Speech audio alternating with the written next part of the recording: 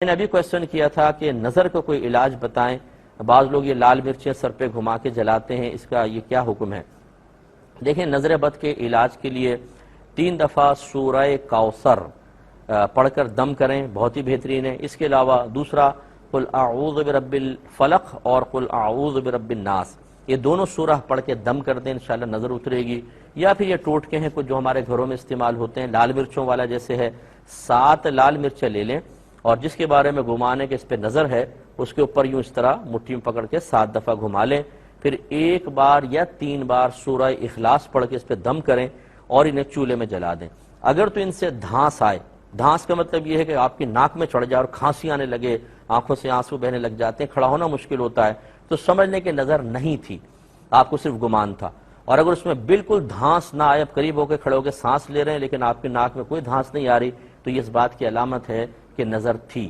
اس میں بہتر یہ ہے کہ ایک دفعہ ایسے اتار دیں تو ایک اور دفعہ اتار لیں کہ دھانس آنی چاہیے تاکہ اچھی طریقے سے نظر اتر جائے. پہلی مرتبہ مسئلہ نہیں آئی تو ایک اور دفعہ جلا لیں، پھر دوبارہ اسی طرح گھما کے تاکہ دھانس آ جائے، تو اس بات کی علامت ہے کہ نظر بالکل اتر چکی ہے. اور یہ ہمارا بھی ہمارے گھروں میں یہ رائج طریقہ ہے، یہ ٹوٹکا ہم نے دیکھا ہے.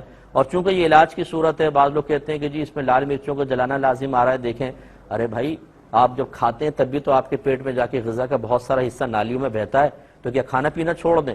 جب ہم اپنے فائدے کے لیے کوئی چیز استعمال کرتے ہیں تو اللہ تعالیٰ نے خود قرآن میں ہمیں اجازت دے دی ہے کہ هو الذی خلق لکم ما فی الارض جمیعا، اللہ تبارک و تعالیٰ نے زمین میں جو کچھ ہے سب کا سب تمہارے نفع کے لیے پیدا کیا ہے، تو ہم اپنے نفع کے لیے اس کو جلا رہے ہیں، اس میں کوئی حرج نہیں ہے.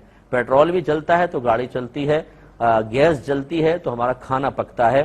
ایک چیز کو حاصل کرنے کے لیے دوسرے کو فنا کرنا پڑتا ہے بسا اوقات، تو اس میں شرعاً کوئی قباحت نہیں ہے. بعض لوگ اپنی چھوٹی سی عقل کو، ننھی سی عقل کو استعمال کر کے اور اس طرح کی چیزوں پہ اسراف کا حکم لگا دیتے ہیں. یہ مطلب بیجا شریعت کے اوپر افتراء ہے، تو اس طرح کے ٹوٹکے استعمال کیے جا سکتے ہیں.